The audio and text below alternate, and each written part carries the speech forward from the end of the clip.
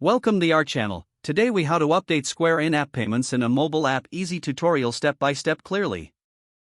To update Square in-app payments in your mobile app, start by opening your development environment. Ensure you have the latest version of the Square SDK installed. If you're using Android, navigate to your build.gradle file. Check for any updates on the Square SDK dependency. If there's a newer version available, update the version number accordingly. For iOS, open your pod file.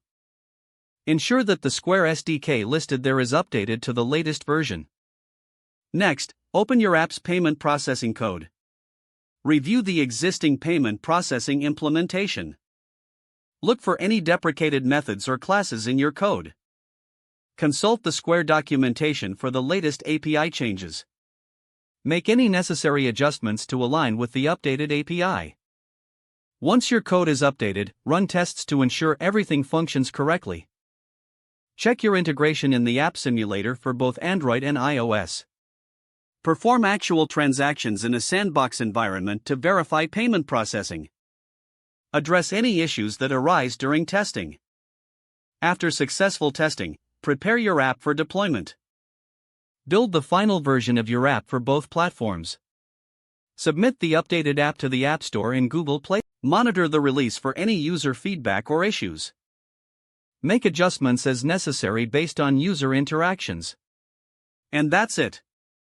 Your Square in-app payments should now be successfully updated. If the page does not load, refresh the browser or try again in a private or incognito window. Make sure you are using the correct email address, then retype it carefully to avoid small typos. If your password is not accepted, use the reset option and create a new strong password you can remember. Check your spam folder for verification or security emails, then complete any requested confirmation steps.